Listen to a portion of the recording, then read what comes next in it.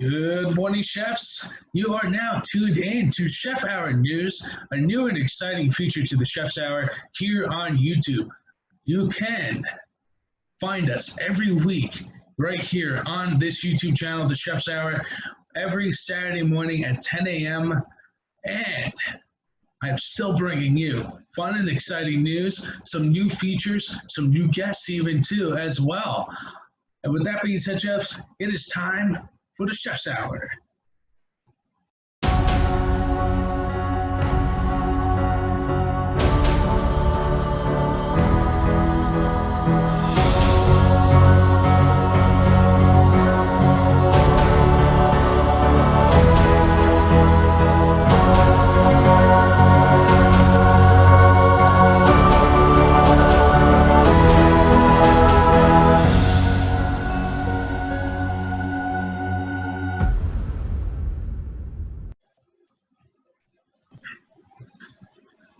Welcome again, chefs, to the new and exciting Chef Hour News right here on the Chef Hour YouTube channel, where we talk everything and anything. Culinary news.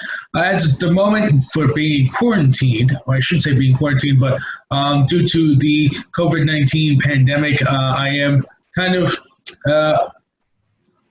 obligated to just myself as a news anchor for today and for until further notice, rather.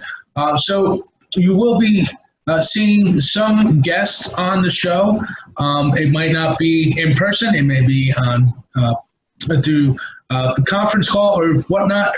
But I'm going to be trying to give you the best material that I can possibly give during these tough times, and especially now doing an online format through the Chef's Hour, which is still fairly new to me, from coming off of a radio, doing radio shows for the past 3 or 4 years now, and having fun on air with that. I want to bring that to the platform, onto the YouTube channel. So I'm separating from here on out the Chef's Hour News and the Chef Hour radio. So if you like to hear any of my music that I usually play on the Chef Hour, please go take a look at the playlist. It's CHR playlist, which is the Chef Hour radio. I have one posted at the moment. I am working on possibly doing another music show, a Chef Hour radio, a CHR show next week or within the next week or two. With my birthday coming up this week, it's kind of going to be busy, so most likely keep an eye out. Within the next 2 weeks here, I'll have something posted for that. And with that being said, Chef, we have a fun and exciting show here today. We have, first up is what I am doing in isolation or having cabin fever and everything else. What am I doing with this? Where's the show going to go? The show going to go from here, and so on and so forth. Then we have our second segment is my mother is going to be coming on the show, and she's going to be talking about her gardening experiences and why she started it, and she can give any tips and tricks and what you can do if you would like to get started on your own garden, backyard garden itself. We might even be starting to do one here, but stay tuned. You may never know. And then give you some more culinary news like I always give. And of course, I have to do my food safety recalls for the day, or for the week rather, and our recipe of the week as well. My gift to you, one of either my personal recipes or a favorite recipe that I had found just going throughout my time in the industry as well. Now, being up at Montclair State has been a fun and exciting way to broaden my field here. I am currently majoring in food systems, nutrition and food systems, and taking up a minor in sustainability science. So sustainability science has to do with everything from the environment, and with everything from the environment standpoint, that is how to be sustainable, how to sustain it, how to preserve it, how to conserve it, however you want to look at it, okay? And take those skills with the food system skills and my culinary skills, and eventually open up my own farm to actually teach it. And I like to take the Chef Hour with me throughout the sample throughout the years that am developing in my career, in my skills and my experience, my expertise and everything else, and take it with me and to show you online as well of what I do. And not only what I do, and what tips and tricks that you can take along with you as well. So starting that now is great because I look at it like this. It is an opportunity right now to actually, especially for us college students, to actually take a look at this. Like, this is an opportunity for me. What do I want to do? Let me sit down and write my goals besides having to write term papers and worry about exams and quizzes and other major assignments like research papers and stuff like that. Oh, I got a 20-page paper due for this professor this day and age and everything else. Or, oh, no, we all have the PhD professors. We all have our opinions on them. I know myself, I do have my opinions on them, but I do like to keep them to myself.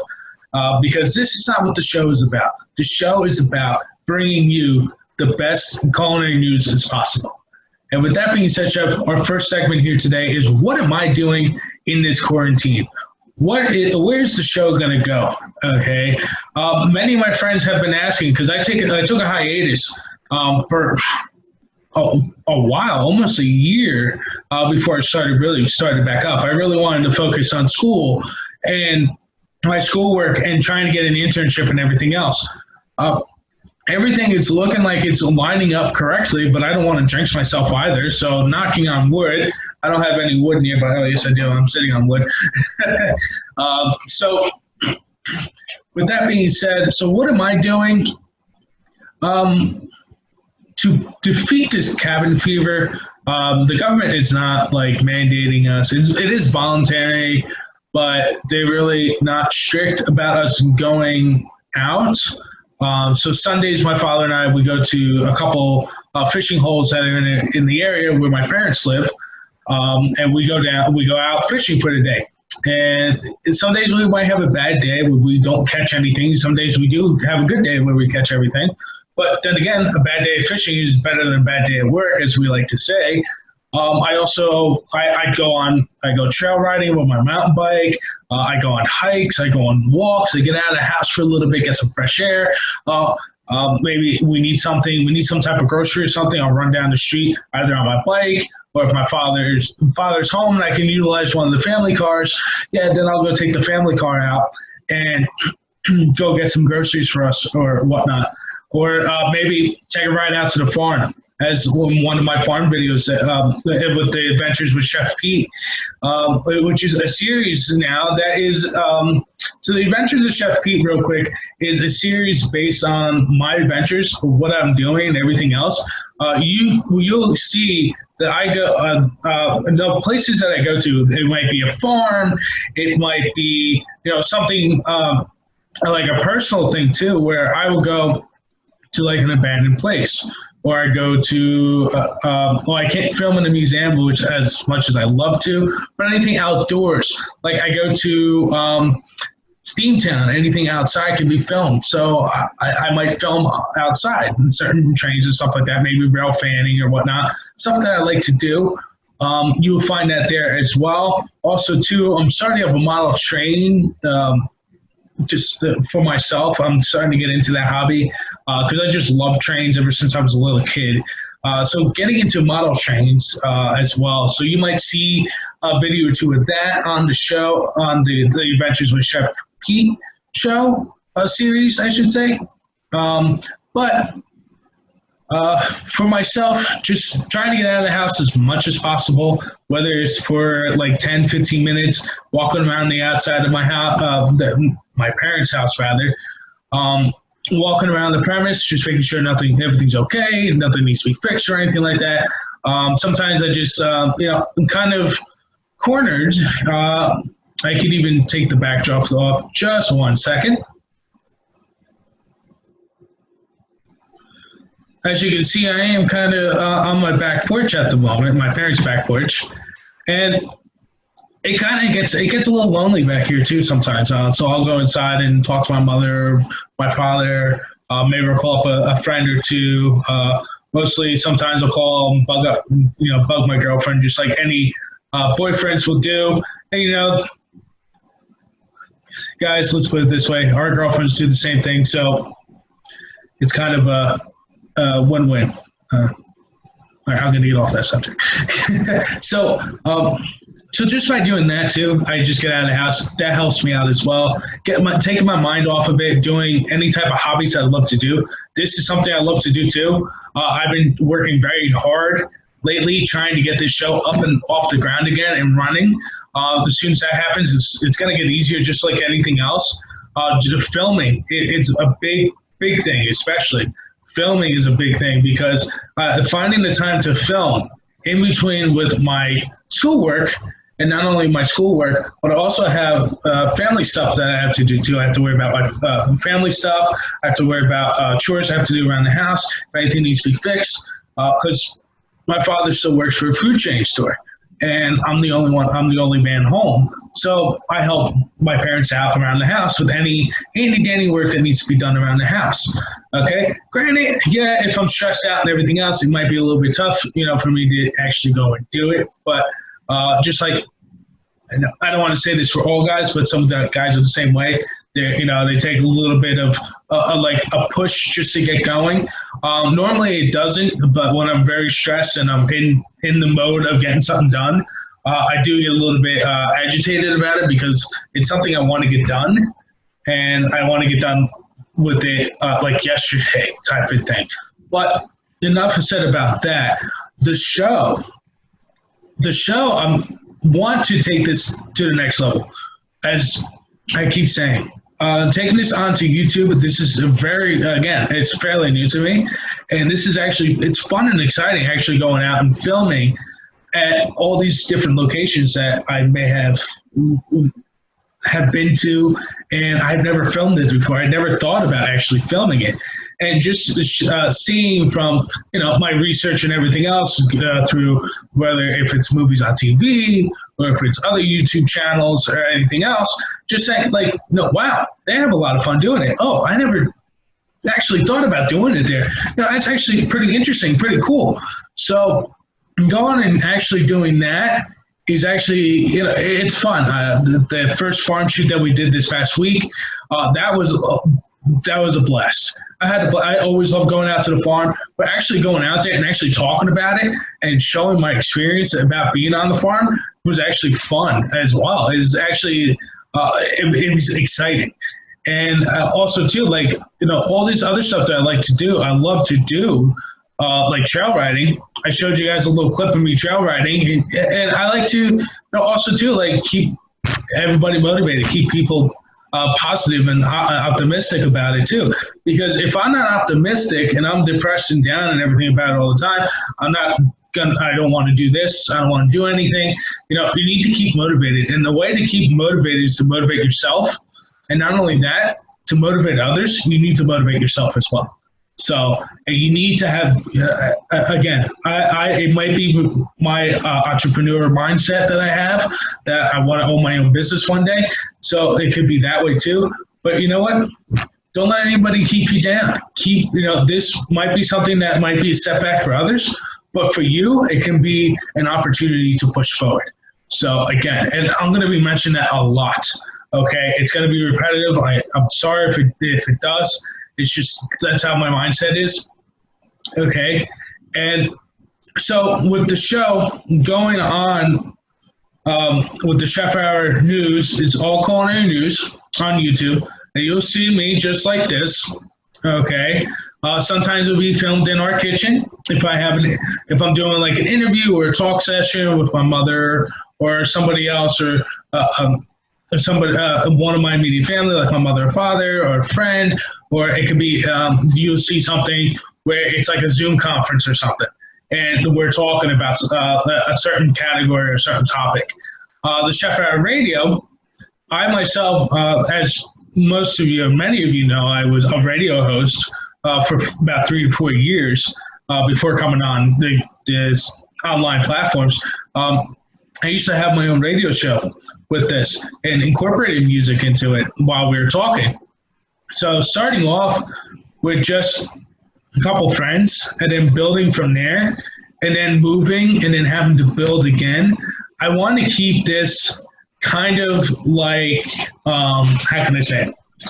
I want to keep this going and not keeping having to every place that I go to. I can't have my sous chefs, as many of you know, those are my co-hosts. So I can't have my sous chefs following me all over the place either, because it's hard for them. Because I might be going someplace that's too far for them, they can't travel or anything like that, and I don't want to put that pressure on them either. So from here, so you're going to be seeing a lot more on the online platform now. It's a lot easier and everything else. So with that comes Chef Hour Radio. Now with the Chef Hour Radio, what I like to do with that, and if anybody is interested, please feel free to email me, chefhour1079, chefhour1079@gmail.com. Okay. The link will be in the description as well. You can definitely email me if you want to come on, board or anything like that. Just let me know. We'll discuss everything later. But with that, I like to get more DJs, everybody involved. I would like to make it not like, I don't want to like kind of be like Sirius XM because they're so big. And I want to keep that separate. I don't want them to like kind of be afraid or say, oh, look at us, look at me like another competitor. Because I don't want to be like that. I just want to make it, I want to be fun. I want it to be, I just want to be an experience of what like chefs like myself who love music that are either DJs or they're radio hosts, and they want to showcase what they love to play when they're on air, and they can certainly do that on that too. So with that being said, chefs, that moves on to our next segment, because with our next segment, we're going to be talking about gardening, and then that will be an interview plus more tips on top of that with my mother, Pam, and that is going to be starting right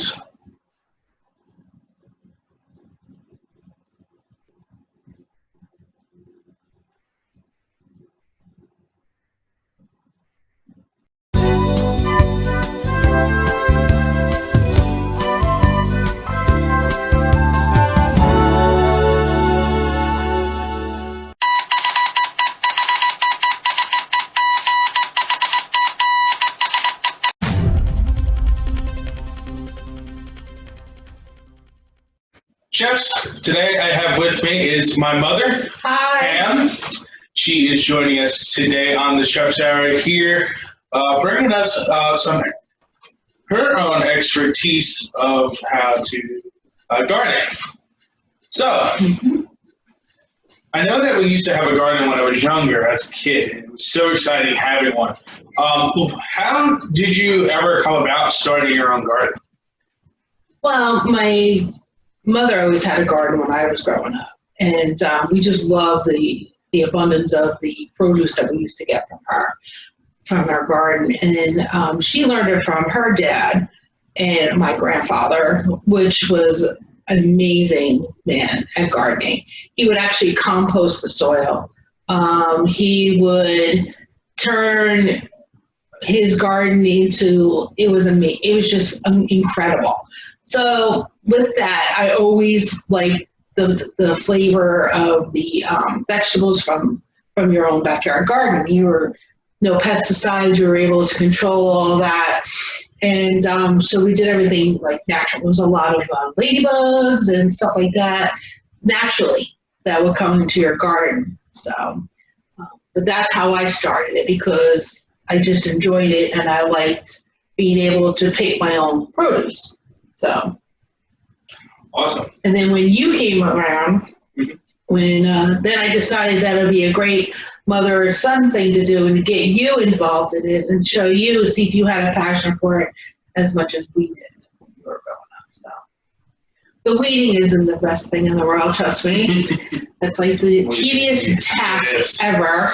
But if you learn how to raise your beds a little bit, and this way the weeds don't hug the stalks when you're trying to grow your produce because they'll kind of choke it. So, yeah. For sure. Yeah. What were some challenges that you faced, and how did you overcome those challenges? Well, the weeds. Weeds are always a challenge. Yes. And the other challenges were the tomato plants. They grow very tall and they get very heavy when the fruit starts growing on them and they start weeding. So you wind up putting stalks up there, you tie your tomato plant to the stalk, and then the tomato plant goes longer than the stalk, and you have to try to get a higher stalk. It was a learning curve. So. Yeah. But I learned that I've used the baskets. My grandfather used my grandfather had stalks, and then he'd have lines going out because he had beans and he had all kinds of stuff going on. So, but I had a stalk. My grandfather was taller than I was also. So, but I used the baskets. I decided that I'm going to go with the cages, they're called, not baskets, I apologize. They're called cages. And then I would put the tomato plant inside and put the cage, and then try to maintain it inside that cage. So, yeah. That's good, yeah. Mm-hmm. And they would grow with the cage itself, which yes, they would grow inside the cage. Sustainable. Compact, yes. Yeah, keep it more like contained. I think that's what we're both of you and I are looking for right now, is try to keep it a little bit more contained. And now, for our viewers, the stalks that we're talking about are either garden sticks or they're bamboo sticks as well. Correct. So. Or they can be anything. They can be anything. Wood, anything. Yeah. Anything that you can find that will hold. There's metal ones out there too. But if you're like anybody else who doesn't like to go out there just spend money on stuff, whatever you can find basically is better. Yeah. You know, it's this way you have it every year. Mm-hmm. But if you want to invest, then definitely, you know, like my grandfather, he invested in poles. He had poles, and then he had lines going across and cucumbers going up, and so he created like a vine thing. So. What you see in the magazines and the gardening stuff now, my grandfather did that years ago. And my grandfather's been there for a long time, so it's been years.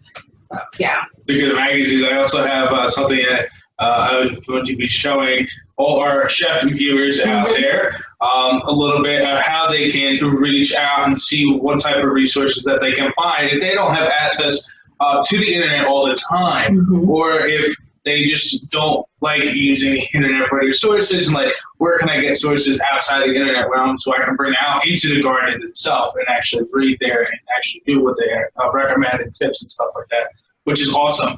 Well, those are good. Tips are great. Yeah. But you need to go with what they're saying to you, but also kind of tweak it to you. Yes. You know, if you think it's tedious, it's overwhelming, then take it down a couple of notches. Yes, because gardening should not be tedious and overwhelming. Because if it is, then you're just overthinking it. Don't overthink. Just go with the flow.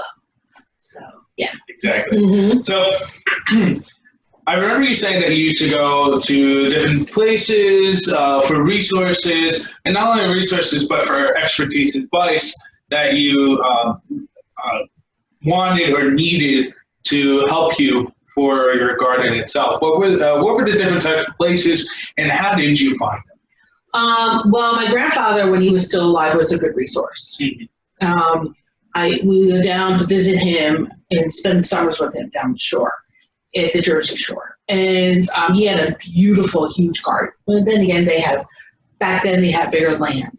You know, now everything's on top of each other. But back then you had more land. Yeah. And so we're talking 60s, 70s. That's how far back we're going. Okay. And we would go out and we would watch him. We would watch him. He would tell us what he was doing. He would take the craft shells. He would take newspaper. He would take a little bit of lye. He would take limestone. He would take all this stuff. And my grandmother had a scrap bucket of eggshells, onion peels, carrots, all that stuff. She had her own little scrap bucket going on.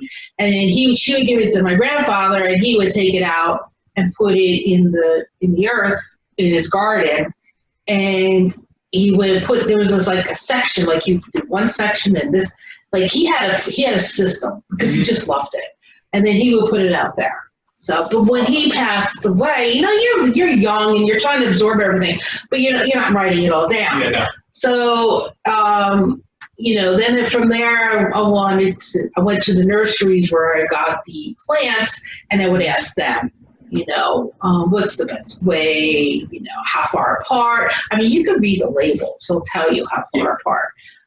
But, you just want to know more stuff, and then they'll ask you where you are, they'll figure out what kind of soil, because every region has soil. Exactly. And what's good for your region, what you need to tweak a little bit more to grow a certain thing. But I made sure that I kept it low maintenance, and just, I got my manure, I put the manure in there just to get the nutrients going a little bit more in the garden, because, after a while you have to replenish the nutrients, because the vegetables do absorb the nutrients from soil. Yes. So you need to replenish it a little bit. And whatever fell in the soil, that was good too.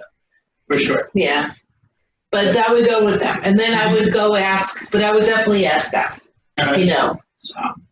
Definitely, for sure. Mm-hmm. Your local nursery, local hardware store, they have anyone that works in a gardening department. Oh, neighbors. If you see a neighbor that's like, oh my God, garden, go to them, because they'll be, oh my God, they'll just talk up a storm about their garden. They will literally bring you into their garden and show you what they do. Definitely bring you in there, and they'll tell you everything and anything you need to know. It is a passion too. It's exactly a passion. Yes, exactly. So if you get really friendly with them, they might walk out with a couple of pieces of their labor of love, so to speak. Labor of love, yeah, for sure. Yeah. And also too, don't forget, also your local farmers too. They love when you come out to the farm. You see them out there working. You can just stop. Definitely. Especially the you pick 'em farms down in South Jersey here. Yes. I know we have done it a couple of times, but we stopped and we seen it looked like one of the head farmers, or maybe the foreman or someone. And we stopped and we said, hey, we're starting our own backyard garden, or, especially for me, I'm in school for this stuff, right? For food system. So I asked them a little bit, how does this work? And what can I do for this? How can I overcome these challenges? Mm-hmm. They will tell you everything. They're like an encyclopedia of farm right in the back of their head. And it's wild. It's utterly wild. Yeah, exactly. Exactly. They're so willing to talk to you. Yes, about they are. Mm-hmm. And they're very pleasant, and and they'll take their time with you. Yes, they will. But you have to understand something too. You don't want to take up too much of their time, because they have a huge area to take. For sure. Yeah. And make sure when you do ask these questions and you're talking with them and everything else, when you're done, make sure you express how grateful and how much you appreciated that they took some of their time out of their busy day to sit there and talk with you about it. Oh, and another thing too, be very mindful when you go to these places. Okay, when you go to these U-Pick farms, be extremely mindful. Treat it like you would treat your own little garden. Garden, yes. Don't leave the trash behind. Don't just pick up after yourself. Yeah, exactly. I mean, we've gone. And if you accidentally pick something and it's not what you wanted, just don't throw it where somebody's going to be walking or anything like that. Right. Put it down at the root, at where the root is, or the stem where it comes out of the ground. Just put it right there and kind of tuck it into the soil a little bit. So this way it starts decomposing back into the soil. Right. It also helps the farmer out too. Right. Yeah, because sometimes you go in there and you're like, oh, that's a nice piece of fruit, nice piece of, and you turn it to kind of twist it around to make sure it doesn't have any apple. You're like, oh man. Yeah, and it has that nice split down the middle on the backside you don't know about. You don't know about, line. And then a tomato, you could get away with that because you could probably bring it home and you could just cut it up right then and there. Cut around that abnormality. If it's split down the middle, don't worry about it. If it's formed around the vine, that abnormality is actually natural. Exactly. You can take that out, and if it doesn't it's rotten or anything like that, you can cut that away because the rest of the tomato is fine. Yeah. Just make sure you leave a little bit of flesh where you cut around that rot. So this way the rest of the tomato doesn't rot, or you don't have any of the bad bacteria or viruses that are in that rotten part of the tomato that will get into the other flesh of the tomato. Exactly. And just don't leave trash around. Yes. Take your trash home with you.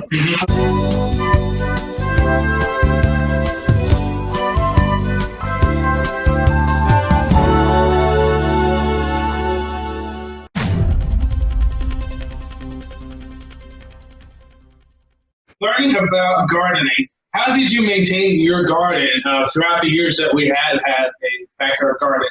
And I do know that with the sort of the development that we live in now, they do allow it, but there's a lot of deer problem here that we're trying to figure out still. So we don't have an actual backyard garden yet. No, we don't. We go to the farms. We let them deal with it. They have big sonic booms that go boom, boom, that frighten the deer. So we go there.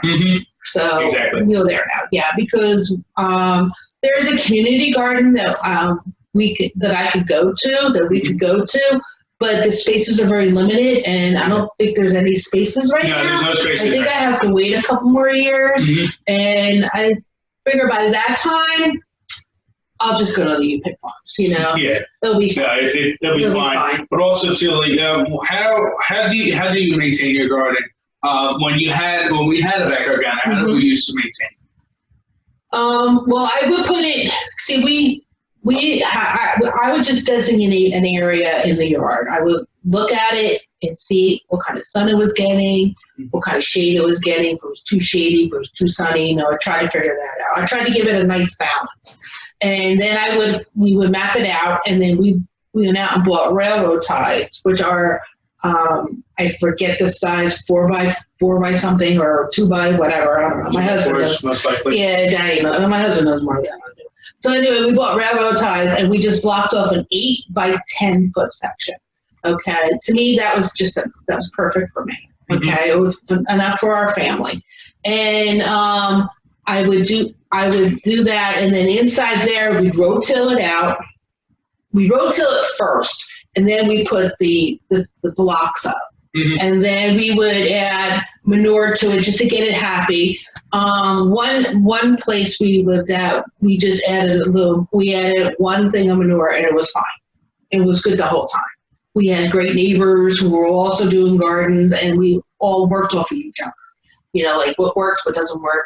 Shared our tools. I mean, my neighbor came over, rotilled it for me with his rotiller, and we just shared everything. My neighbor said, I'm growing basil, so I didn't grow basil because he was growing basil.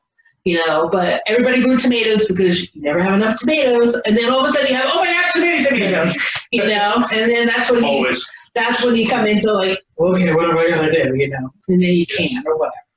So, that's it. I would just make a section and put the railroad ties. The reason why I did that is because this way the garden wasn't going into my lawn, and the lawn wasn't going into the garden, so that I would keep it separate. Yes. So that's why I did that. Now you mentioned that like having your neighbors help you out and everything else. Would you say that having like a backyard garden helps keep a tight-knit community, where not like necessarily where everyone's doing at this certain time and everything else, but like a tight-knit community, meaning that like it's a very social community, very sustainable community, and everything. Yes, because if something happens to your plants, like you're noticing a lot of like these little green little bugs on your tomatoes, and you're like, I don't want to put a pesticide on it. What can I get?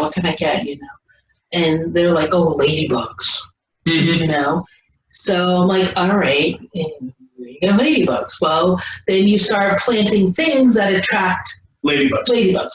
Things that attract other insects, You definitely want your bees in your garden because you need them to pollinate.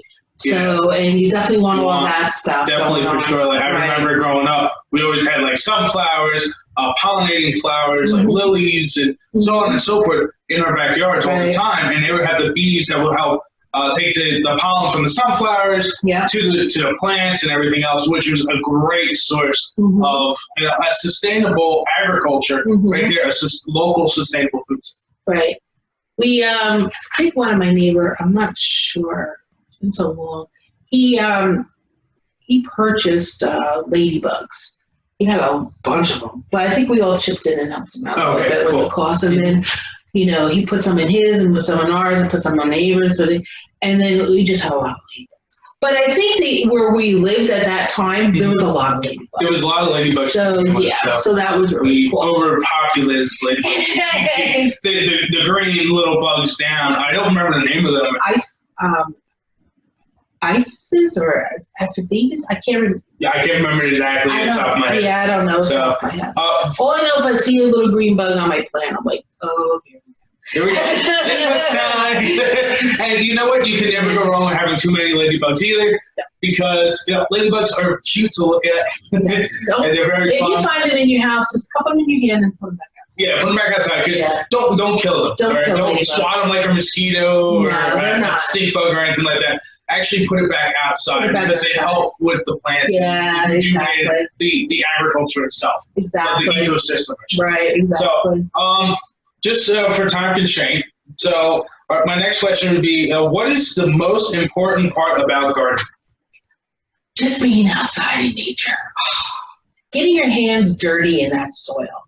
Mm-hmm. Feeling the soil, being one, getting some fresh air, getting, it's a hobby. Yeah. Okay. It's a hobby, and it can be exercise too, because you're up and down, bending, stretching, all kinds of stuff. But it's just being able to start something from scratch, basically. If you start from a seed, okay, and you do it indoors, you're definitely way better than me, okay? I tried that, it didn't work. I go out and I buy the plant that's almost ready, that's kind of sturdy, hardy, and then I plant it. That's just the way I go. But it's just nice to watch something, and then you go out there every day and you pick the flowers off, because you don't want it to get too, you want it to grow. You don't want it to get, unless you want them short. That's up to you. Everything's up to you. And, but it's fun. And then being able to go out there and harvest. Harvest is like the best thing too. Yes. You go out and you find something in your house that's really cool, so you get your little basket, your little Easter basket, you get that out there, your little sturdy basket, or a bowl, whatever you have. Or, hey, an apron. Okay, always works. Apron always works well, okay? You just put it on your apron and bring it in the house. Yeah. And then you just put it in the sink, and you didn't add any kind of pesticides to it or any of that stuff, but you still have to wash it. You still have to wash it because somebody in the area is fertilizing their lawn. Exactly. So you still have to wash. You just, you can't spit on it and and eat it. You have to really actually wash it. Put it in the sink and wash it. Just a little bit. So I would use just a tiny drop of Dawn. Tiny. Just so. Either Dawn or a new product. Dawn. Open Nature is Open another Nature's good product. Good. Yes, anything like that is good. And it's not harmful to the environment itself. So the top two, I would say, is Dawn and Open Nature. Right. And another fun fact about aprons. Everyone, a lot of my friends have always asked me, why do chefs wear an apron in the kitchen? I'm like, you need them. I said, if we're butchering something, we can take it, because we usually kind of throw the apron over the string a little bit, so this way we can pull out the top part, like my mother has right here, around our neck. So it's called a neck strap. So we can take that neck strap and put it around us, and we can butcher down a pig or whatever we're butchering up, or filleting fish. All that blood will get on the apron, and all we got to do is just throw that apron in the wash, or if it's stained and we like to be as white or as clean as possible, we can just throw that out, and it's less expensive for us. So we utilize that for that, and also too when we're going to the walk-in. We have long days, and we're on our feet all the time. So using that apron just to grab a couple produce or whatever we need out of the walk-in to help us out with that. Yeah. I remember going in the walk-in when I was in the kitchen during the summer times. I used to go in the walk-in and grab all my produce, and I would walk to the other walk-in, grab what I needed out of that walk-in that I needed to add the produce to, and then bring it to the workstation I was working at, because it was less time-consuming. And it was more efficient that way too. Exactly. So that's why an apron is very important. I recommend if you're a chef at home, if you're a home chef, as I like to call them, you can just purchase that apron, because not only that, I made this, or made an apron too. If that's another hobby like my mother has, you can actually purchase or make an apron, and you can be like, wear that apron and be like, I'm the chef in the kitchen, I'm wearing the apron. Or if you go out like me and have a chef jacket, I have my own personalized chef jacket. Right. And I'm like, every time I put my chef jacket on, she's in the kitchen, like, all right, who's got the chef jacket on? And she's like, who's got the apron on? I'm wearing the apron. I'm wearing a chef jacket. So, but, I like aprons because it's quick to do something with your hand. yeah, and you can throw it right into the. And you go right in the machine. Yeah. And See, with us chefs, we have the apron on it. We have a little side towel that's tucked in our apron on our side, so we can go. Like just, I usually sometimes have it on both sides, so I can just go like this. But if I need to or anything like that. But for us home cooks could do the same thing, but we have towels all over the place. Yes, Okay. you do. We have a towel over there. We're going a little bit off topic here again. But what is your favorite part about gardening? What is your most favorite part about gardening? Your experience with it and everything else? My most favorite part is just the camaraderie. Even if you do it with your siblings, or not your siblings. If you do it with your son, your daughter, it's fun. If you do it with your parents, it's fun. Your grandparents, it's always fun. But it's just being able to eat something that's from the earth, that tastes earthy, and you did this. You did this. You grew this, okay? You planted it. You nurtured it. Mother Nature took care of the rest, but you still had to water it and everything else. And the sun came out. It was happy, Mm-hmm. So, but you took care of it, and you were able to harvest it. And then you're like, yay, we have a tomato. It's nothing like when you get that first really red tomato that you're watching it grow. It's like your own kid. Yeah. It's like your own child. It, talk to it. And it's more like self-pride as well. Yes, it's very self. And then you pull it all in, and it's amazing. So like Peter's your grandparents, we would come over when we lived closer to them before we moved out here, and they would always come to my house. And my mother-in-law loves roses, so she would grow roses, but that's because her mother grew them, and then her mother. So she had this generation bush in her yard of roses, so she took care of them. But they would come to my house, and they'd be like, oh, do you have any tomatoes today, Pam? And I'm like, yes, I do. How about those peppers? They're really good. I'm like, yeah, I got them too. So it's nice because sometimes when you harvest, you have a lot, and then you want to share. And then there's some times where you're like, nah, I don't have anything.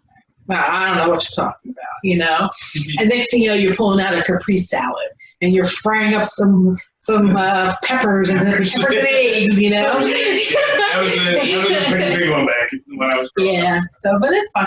But one year we had such a great garden that lasted all the way until November. And we're sitting at Thanksgiving Day table, and we had all these, harvest, all the fall produce that we're eating, okay? And here I come with summer stuff.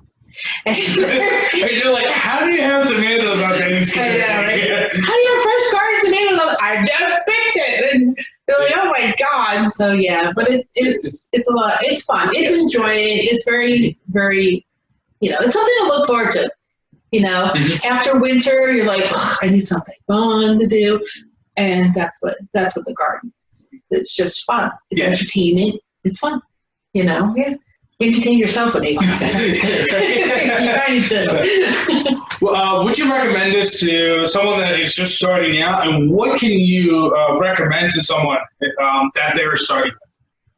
Start with something you love, okay? Something you love, low maintenance. If you don't have a lot of time, don't worry about it. Just as long as you water it, you nurture it, it'll be fine. If you like fruit, if you want to grow I want to go do a raspberry bush or anything else, I've done those. Raspberry bushes are excellent. It takes about a year before you actually get something. Yeah. And then in 3 years, you're going to have little raspberry bushes on. They grow like wildflowers. They grow like for sure. Weeds. Yes. Okay. So, but they're really great. They're really good. And then, but if you want to start, I would start with maybe herbs. I would start with herbs, and then I would definitely do a tomato. Because if you like tomatoes, you need to do a tomato. And I would do two. I would do three. I would do a beefsteak tomato, I would do a Roma tomato, and I would definitely do a cherry tomato. Roma tomatoes are excellent. You can use them in anything. Everybody knows with these tomatoes you could do with them. But I would do those three, or one of those three. But I would definitely do something like that. Cherry tomatoes, you could just pick them, rinse and wash them, and plop them in your mouth. I mean, they're really good. Beefsteak tomatoes, people like sandwiches. So, if that's what you like, do beefsteak, Yeah. But I would definitely do something. I would start with maybe one or two and see if you can handle that, and then go from there. Don't go out there and just plant this huge garden and say, I'm going to do it. You might get overwhelmed. Some people might be able to do it. Yeah. I just did it. I just went with it. I'm like, sink or swim, that's me. Sink or swim, and I just did it. But if you don't have the space for it, then I would do like one plant. Yeah. And do it maybe, or do mint, or do parsley, or do basil, something. And herbs are good too, because they don't need to grow exactly in the ground. They can grow into pots. They can grow in anywhere. They can grow on a windowsill too. Right. A lot of your produce now can be grown into pots. Yeah. Just make sure that they have drainage, because you don't want the root rot. Okay. What happens to the root rot? It goes into your tomatoes. Yes. So into your plants. Mm-hmm. So your fruit won't be as plump. It gets all sorry. So I'm like, not a way to go. So I had that problem. So I decided that I'm not going to plant a garden in the backyard where I used to live. So I decided to go to the farms. So that's where I've been going, to the farms. For sure. So, yes. And also one last question, really quickly. I know you pinpointed a lot of points and advice and tips and some of that. Is there any more tips or advice that you can give to someone that's just starting out their own garden? Any more tips or advice? Well, I would, if you want to start something, ask. Ask somebody, ask a friend, okay? Go to the garden center and ask them there, look, I'm just starting out, and just, tell them I'm just starting out. I need, I don't have the property. I need a container. Make sure you get a container that I've told you that drains very well. You get a magazine. You can go on the internet. You can go. There's a lot of things you can do. If you're interested, you're an avid reader and everything else, get a magazine or go on the internet. If you're good at going online, looking at stuff, go on the internet and do all that. I'm a people person. I'd rather go out there and talk and find out stuff from there. And then if you feel like they're overwhelming you with too much stuff, just say, I don't think I need that right now. I don't think I need that right now. Let me just, take stages, But there aren't people out there that are like that, so you don't really have too much to worry about. Yeah, no. But I would definitely go to your local garden center, and talk with them. Or definitely get advice from neighbors. Go on. I think you can go on the internet now. Just hit recommend. I'm looking for a recommendation or whatever. Yeah. People will tell you, stuff. Okay. So, but no, there's different avenues and stuff you can definitely go out there and find, and your own judgment. Use what you feel is right. Your instincts. Okay. And you'll just be fine, and you'll be fine, and you'll love it. You'll love it. Some people just like doing herb gardens, and they'll have little herbs there, so you'll love it. So, and then people like lavender, so they'll grow lavender bush, and those are great. Those are great, by the way. So lavender you use in everything. So yeah, but whatever you decide to do, just talk and find out and ask. That's basically it. Just ask. Just ask. And if they don't know, they don't know. They don't know, or they'll refer you to somebody that does know. Yeah, exactly. Exactly. But you get like one of those, I'm going to pick on the millennials here. My generation and younger, they're always like, just go look it up on Google. Why didn't I look? I would have done that myself if I didn't want to ask you. So, with that being said, Chef, we're going to take a quick break here as we have to end this session here. If any of you are wondering, we actually are in our kitchen right now. Yes. And I should have mentioned it at the beginning of the session, but I forgot, so I figure I quickly mention it right now. That's okay. So with that being said, chefs, we're going to take a quick break here. We're going to come back and we're going to I'm going to show you some more resources that you can use to start your own little garden at home, especially now with all this stay-at-home orders and stuff like that from the government. Oh, the COVID-19 and this crisis that we have going on here.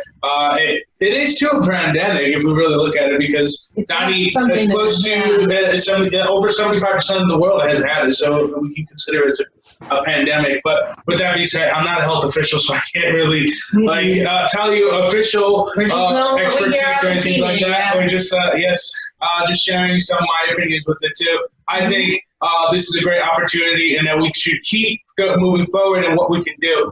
So let's take a quick break, and I'm going to show you with my mother here some more resources that you can use to utilize, and some tips and tricks that you can start your own garden if you like at home. Definitely, it's a good time. If you have to stay at home, might as well do something. Exactly. Science. It's science. Earth science. It's science. A hobby. When you have kids, it's science. Okay? Yes, it's science when you have children. With the homeschooling, you'll be fine. Yes. All right, Jess, we'll get you in a little bit.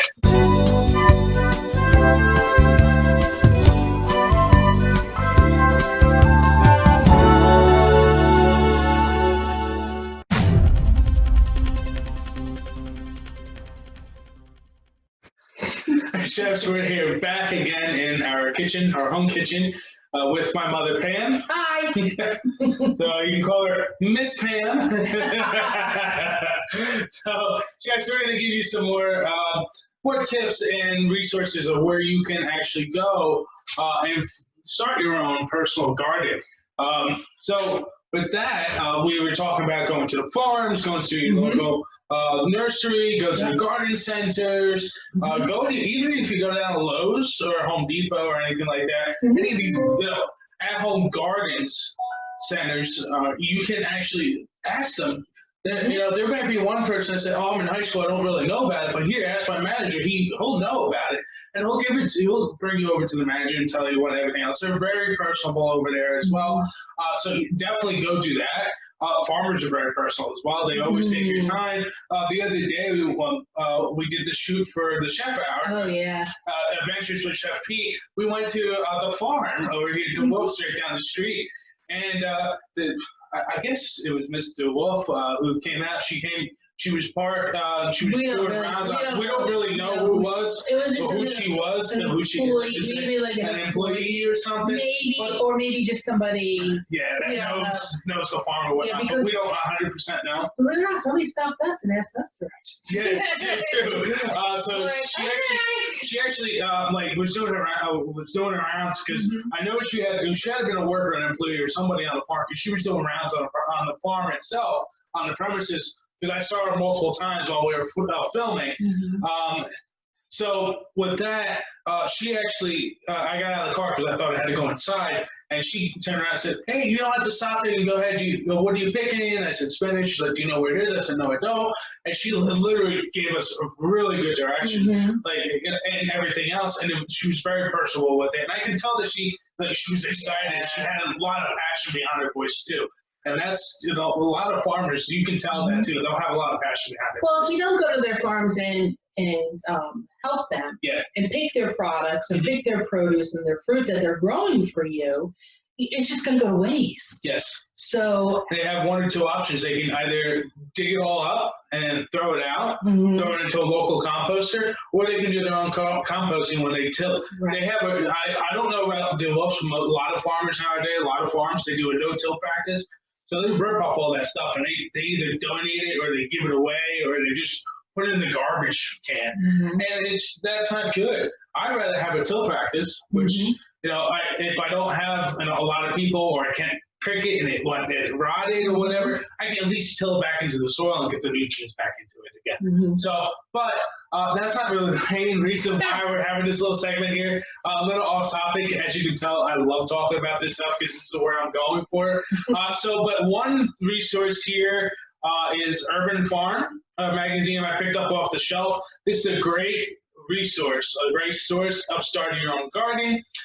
They usually come out once a year with a starter guide as I've been seeing in the past as well. I don't know if you know any other magazines that when you were doing your own garden, when we were doing our gardening, that you used to use as well, or They were in all of them. Women's Day used to have them. I don't know if they still do. we don't keep up with I it don't keep anymore. up with that anymore. But back when magazines were really popular, Yeah. like Yeah, now we everything's have a lot. online. There was a lot. Better Homes and Gardens had a bunch. Women's Day had a bunch, Yeah. like I said, and then they had gardening magazines, Just like this actually like this. And these are a great tool too. Mhm. Okay, it right now it's a great tool. Even earlier in the like February, Yeah. when you're thinking about planting a garden, it's never too late to plant a garden. No, it's not. This is a great tool because it gives you an idea, like how to put stuff, like height wise, and this way you're not trying to pick something that's low to the ground over something that's up in the air. Yeah. So you kind of want to have it. Categorized garden. I think it's called symmetry. You want to have a symmetry, symmetry. Symmetry. Sure. Yeah. So I like myself, just a little background. Yeah. I'm starting to get into model trains, and I have a little wooden train layout. I may show a picture after the segment. What my model train layout it's consisting of. It's an old wooden set that I had when I was a kid. I don't know if anybody knows Thomas the Train. Now it's very popular. I used to get them before it was really popular. A lot of photos of me up on the engine itself before it got really big and popular. The engineers used to go on the engineer outfit, and they always like, "Oh, that's so cute! Oh, come on up on the engine." They used to put me up on the front end. He was the only one. Only one that was allowed to do that. That was really well. Well, that was because it was not a lot of people there at the time. Now it's outgrown and big and overpriced as well, and a lot of safety issues going on with that. But that's not that's not the reason why we're here either. Just a little background of how I was able to do it, why you can't do it now. But I actually picked up a Model Railroad magazine, Model Railroader, I should say, and that has a lot of stories and backgrounds and a lot of these old timers that wrote into them and say, "Hey, this is my layout. I'm getting to have the layout designs in there." So it gives me ideas. This is similar. This is very similar, and this is why I recommend highly as a resource to look into, because they have all types of stuff in here that you can utilize in your farm and not your farm, but in your backyard, I should say, on like how the dimensions and stuff is. If I can find really quickly here the straw gardening that gave you a little diagram. I think a lot of people try these like this. out. Gives you like a full page diagram of how a garden should be laid out. That is a great resource. It also gives you a visual on how your garden should be laid out as well. So, and that's just like, if you're like, especially now, these are great because you can't get out and about to actually go look at other people's gardens, go down to the community garden and take a look at that. Because right now, they want you to come in, but they can't because of health regulations and stuff like that. So this is a great way to go online too as well. But so when you go to the U-Picks right now, you can pick like the spinach or the kale and the kohlrabi right now. Collard greens. Collard greens. You need to wear gloves. You need to wear a mask. Yes. Okay. Now you have to wear a mask. Now you have to. When we went, we didn't have to wear a mask. One, but they just handed down the pipe the last 24 hours or so that we had to wear a mask. You have to wear gloves. Pretty soon, I hope it doesn't come down to it. We've got to wear the diver suit with the old mask and stuff like that. Even when you go, after all this is done, wear gloves. Wear gloves. I would go out and buy workers' gloves, gardening gloves, just to bring with you, because you don't know what's on the ground, on the surface, if there's a bug or anything like that. That's good for the ecosystem, but not good for us. There's a lot of bugs that are they're poisonous to us that might be getting into the crops because they're out in the open like that. And if they get on your skin or anything like that and they bite you, you're going to have a pretty much a bad problem. But if you have a glove on and you can see if you have like my pair of yellow, I forgot to bring mine the other day, so I wear blue nitriles. But I have farmer gloves. I have cowhide gloves that are yellow. So if there's anything that comes out of my hand that's not supposed to be here, that's not supposed to be on my hand, I can see right away and I can get it right off. So, but getting back on yes, the because starters. there's a storm coming. Yeah. So we're looking outside and we're like, wow, there's a storm brewing out there the window here. So, yeah, so in this, like, especially here, like, they give you, like, plant starters, how to raise your beds. You can do it yourself.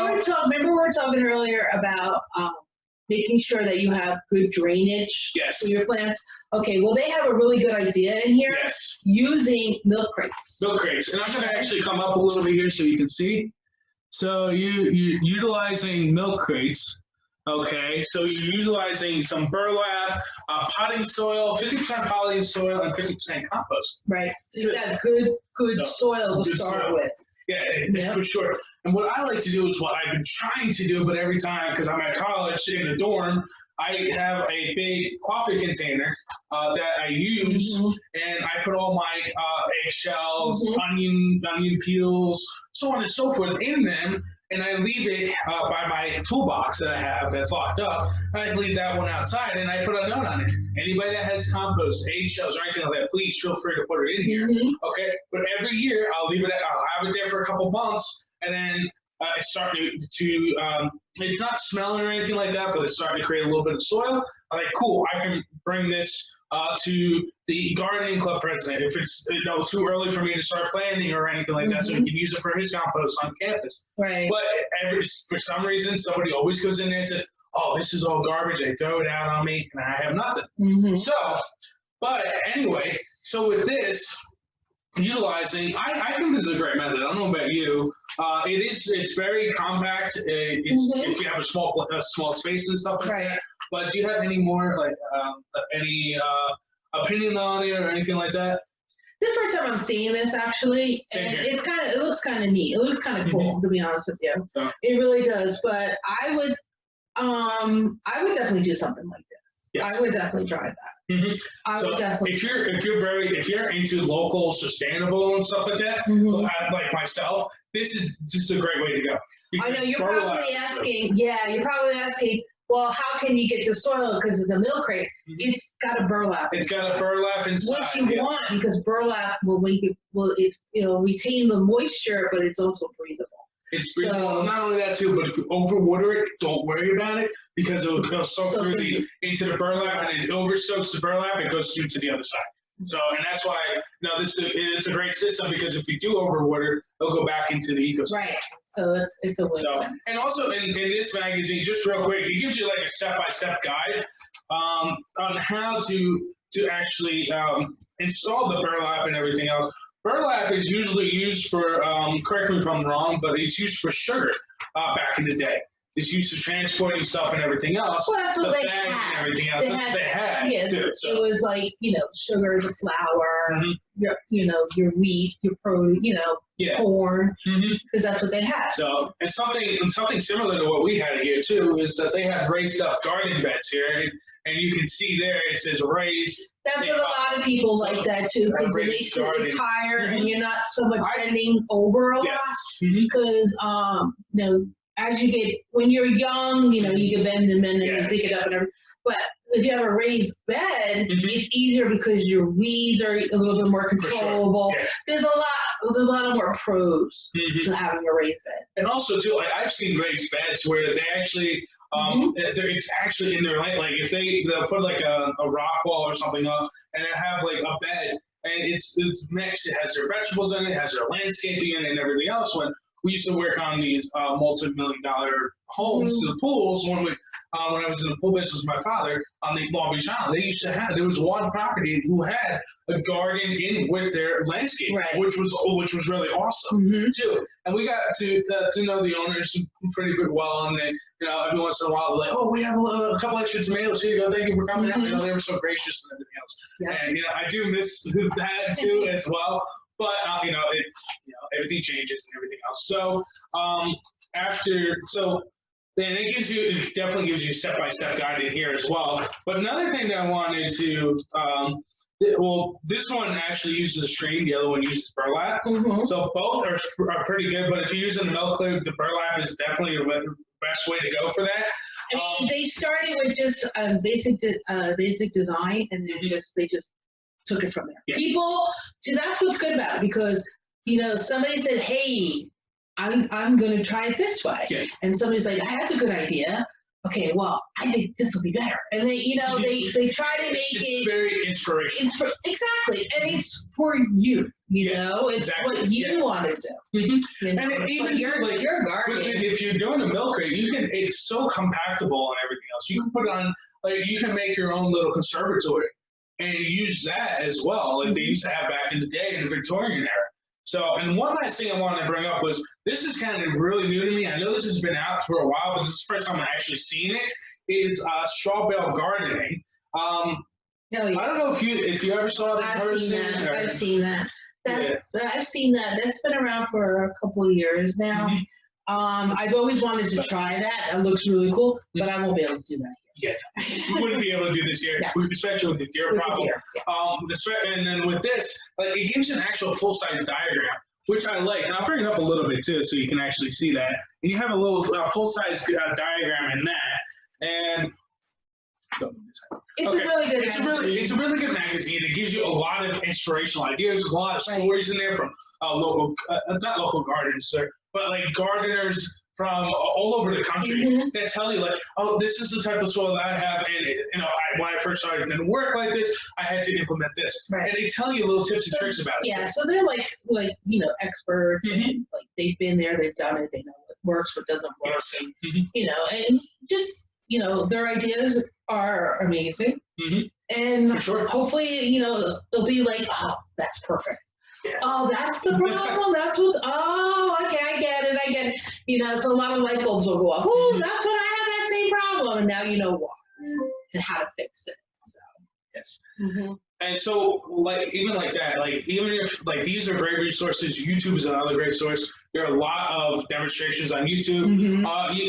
Again, go out and support your community. Yes. Go out and support the local farmers. Yes. If you're in an area that has a local farm, I understand if you're living in the city, it's kind of hard. You can't travel out, you know, especially right now, you can't travel. Well, then go to the farm markets. Go to the farm markets. The CSAs are another great option that have been around for about the 5 or 6 years now. They've been starting popping up a lot, and they're really like a standpoint down every local sustainable system now, food system. So, and even not, like, go and visit, like, your rooftop gardens and stuff like that. There are places that allow people to come up to the rooftops and actually use it as, like, a community garden. Maybe, I don't know. So, I've seen it. I haven't experienced it firsthand, just by research and everything else. So, it's really, really nice.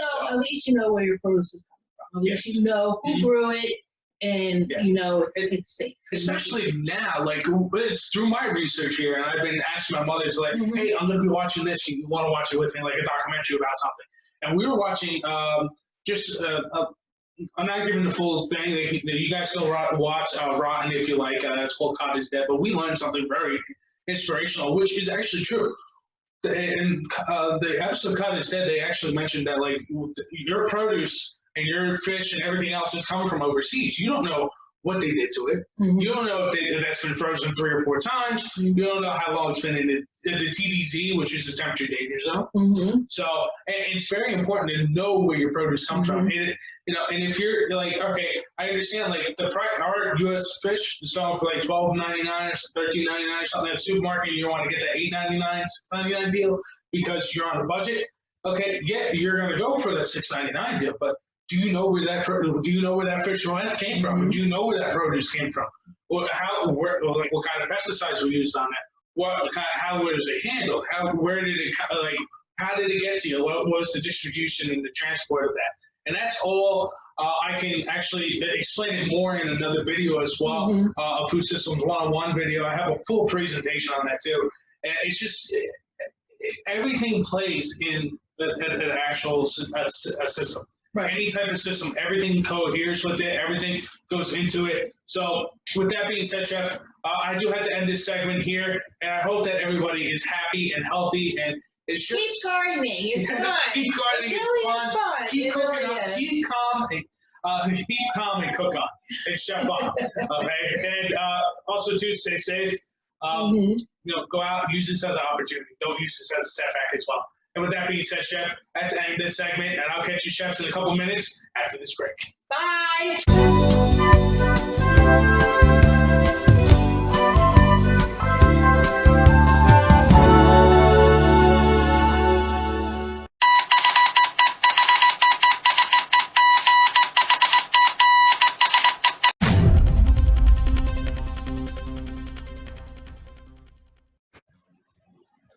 Welcome back, chefs. We're going to move on to our next segment here, which we'll be discussing, or I'll be telling you about, rather. So New York City yesterday just passed, or not passed, pledged a $25 million emergency food network as the system struggles to meet demands. So Mayor Bill de Blasio has pledged for this $25 million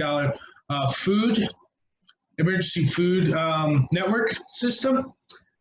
So de Blasio said Friday he was unaware of these problems.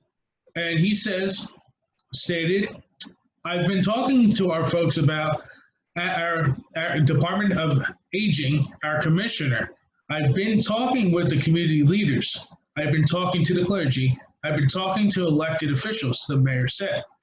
I've not heard a single person say that a senior who needed a meal delivery is not getting it. If you know someone, I want to make sure the person gets a meal immediately. So down here in Ocean County, we have a Meal on Wheels program, and I believe it's throughout the state. I haven't really looked into it, but I know the local food pantries have stopped taking donations. I'm not sure around our area, but I know in certain areas they have, and that's actually a big deal, especially for me. I'm in food systems, so we talk about this all the time. And in the food system, we have people that are in a food insecurity state where they don't have enough food to meet their daily intake requirements that they should have.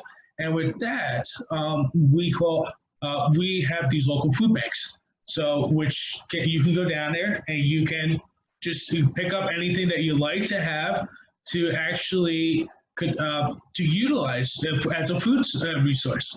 Not only that, but also too, like my parents live in an adult community, and we have a lot of seniors around here. And with that, the Meal on Wheel program is perfect for them because they can't get out to the supermarket where they can't cook, and they can order a meal and they can have the meal delivered to them, which is fantastic.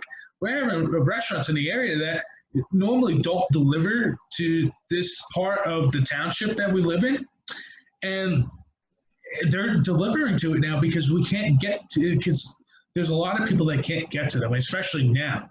And for that's a big, tremendous step. And I hope that they continue to continue with this program that they in place with having deliveries to a distant area that is not really populated with restaurants in the area, or any good restaurants rather. And so we also have what is called a food desert.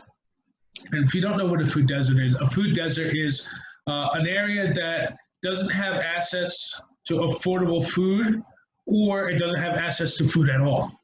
So someplace like the Midwest, for example, you might be living in the Midwest and you don't have a local food chain, a food store, or anything like that. You're trying to rely on local produce or farmers, but you can't get meat. Right? That could be a food desert. Okay, there's not either a box store, which is like BJ's or Walmart. There's not a local box store in the area. There's not a local food chain like Acme or ShopRite, and so there's no source, there's no point of sale for food for them, and they have to rely on being almost kind of self-sustaining. And for these food deserts, okay, that's a big problem. And for this, it almost kind of sounds like it almost kind of sounds like a food desert, more or less, because they don't have access to the food. And nobody's really saying anything about this. And I think it's very important that any people, no matter what your income is or where you're living, should have affordable access to food. And that's what where I like to have my career take me, and also too, a side note, when I open up my own farm, I want to teach the general public about how they can access healthy, nutritional food and everything else. But back on the news topic here. So on Wednesday, one of the seniors called into WNYC's the Brian Leher show during an interview with the mayor's food czar, Catherine Garcia, and she had been signed up for a meal delivery but hadn't received anything in several weeks. The problems with senior meal deliveries has come at a time when New York City's elderly have largely been confined to their homes, encouraged by officials to stay home and not receive guests, as seniors are especially vulnerable to the virus. And yes, that is true. Food pantries are also in peril. Many across the city have shuttered in the face of rising costs of suppliers at a time that unemployment has become rampant across the country. So, and I love this statement by Mayor Bill de Blasio. He says, no one should have to question where their next meal comes from. As we face this crisis head on, we remain committed to feeding all New Yorkers in need. I can't say it better myself, more or less. No, that is absolutely true. Nobody should actually have to worry or question where their next meal is going to come from. Okay? I myself, when I was living in the dorm, if I knew that I probably might not have access to food for a while, but I had a little stock, and I said, okay, well, I can't just go and eat 3 times a day. So let me, being a nutritionist and knowing how much nutrients I need to take, I said, okay, let me start like doing rations for myself, so this way I can survive off of what I have. But unfortunately, I did get the vacate notice, and so on and so forth. But myself, I can actually do that because I know the nutrient value that I need for a daily intake. But for those that don't, and they only buy what they need, which you should do anyway. They shouldn't have to worry about, can I actually get to the grocery store? Can I get a delivery? Can I get this? Can I get that? Can I get something that's affordable, especially being on a budget? For us college students, we're always on a budget. And with that, having to worry about where my next meal is going to come to, that could be a big deal. It could be a big damper on somebody as well.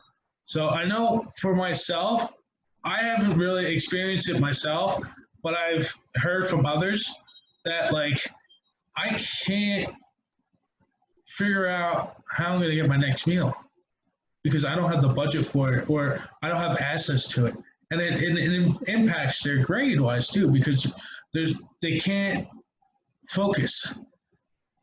And learning through the food system and everything else, and how if you don't get the proper nutrients every day, and you're starving or anything else, you're going to lose focus, and you're not going to be fully focused on what you want to do. So with this, I am actually I love that New York City is pledging for a $25 million emergency food bill. How they put this into force is kind of up in the air. It's questioning. I haven't seen anything about it. So if I had a $25 million spending budget for a food program, for an emergency food program, I would highly consider more community gardens. And not only that, but I would also try to source local sustainable food. So this way, if something does happen, I can at least know for sure that there is going to be a self-sustaining system that's not going to break and will continue to thrive, even after I am gone. And with that being said, chefs, it is time for our next segment right after the break, which is the food safety recalls.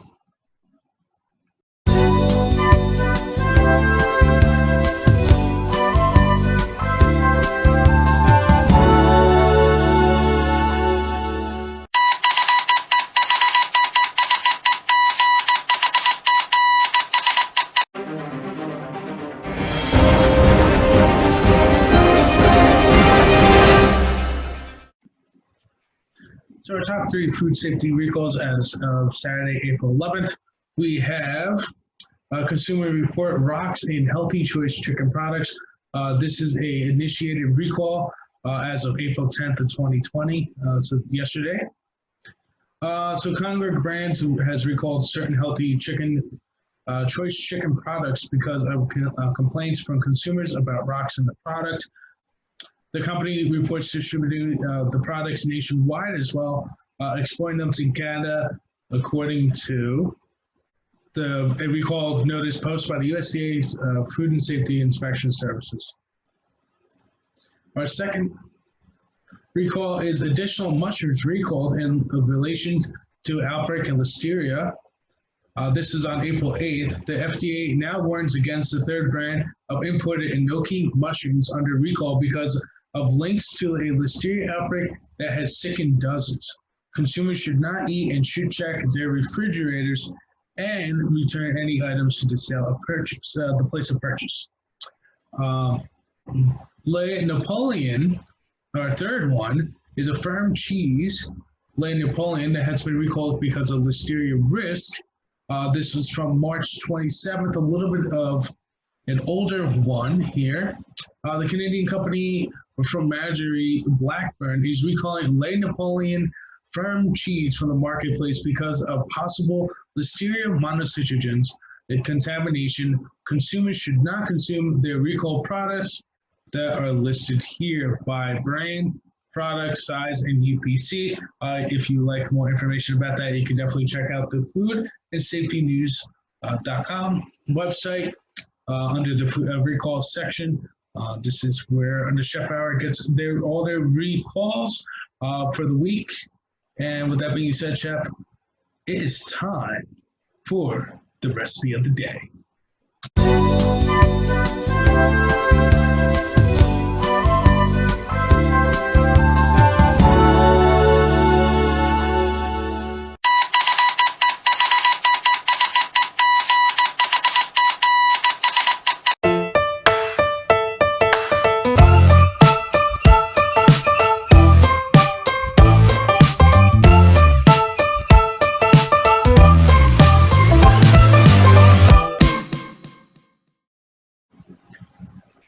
So the recipe of the week for this week of April 11th of 2020. Wow. This week is a pickle. I've done a video on this as well with the series In the Kitchen with Chef Pete.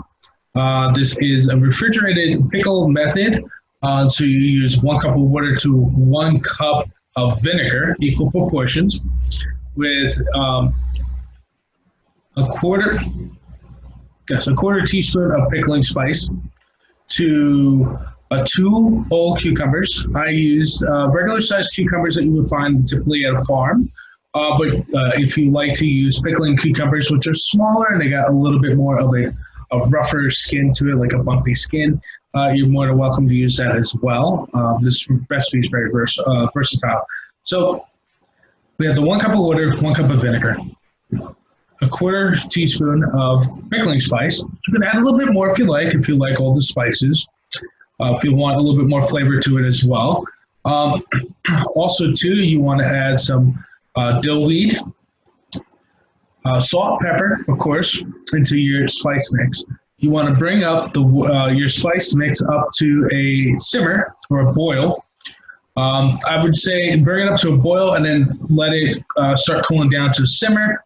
Simmer for about 3 minutes or so, not too long. You don't want to simmer for more than 5 minutes. Also, you're going to reduce too much of the liquids down because you don't have too much liquid. In the video, I did accidentally overuse water in the video, but the pickles still turned out very well.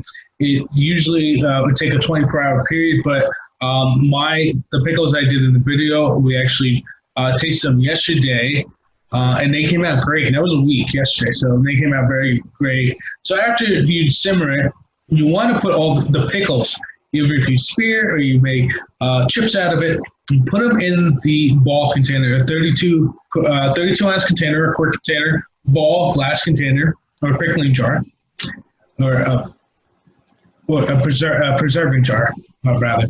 And you put the pickles in there, you pour the juices through the pickling juice into the jars, and make sure that they cover the pickles to the top of the pickles, and you want to close the lid on the jars very, very, very tightly. All right, and now in some canning procedures, yes, you should, kind of heat the jars in hot water, hot boiling water, to burn off any bacteria or anything like that. The jars in the video, I did not do a standard canning procedure. They were washed just beforehand in a hot sanitized dishwashing cycle. That's also good to use as well. If you know you're going to be pickling the next morning, you throw the dishwasher on overnight, you can do it that way as well. This way they're ready for you. A little chef trick there. Or just don't run your dishwasher and do it. Just do a sandy rinse on them. It's a high temp rinse. It goes up over 180 degrees, which kills off any bacteria that may be on the jars. So that being that said, tightly close the lids on those jars and put them in the fridge overnight. I would test them the next day. I wouldn't make them the night before because sometimes the pickling spices or the pickles don't have time to cure overnight. I've noticed that with this recipe a lot too, depending on the size of the pickle. The smaller pickles, yes, overnight will work the best. If you do large cucumbers that you would find at the farm or a regular cucumber, you would expect to have it sit in the jar for at least a week before you're able to actually use them because they don't have the potential flavor. They'll start having a flavor to them with the regular cucumbers the next day, the 24-hour period, but they don't have the crunch to them. They don't have the pungent bite. Okay, I want to mean pungent, not in a bad way, but it doesn't have that pungent bite that you want in the pickle. And the flavors are there. It's just not cured. It's not readily cured for consuming. And with that being said, Chef, that is all I have for you today on the Chef Hour News. And I hope to catch you chefs next time, next week, same chef time, same chef place, here on the Chef Hour on YouTube. I'll catch you chefs next week.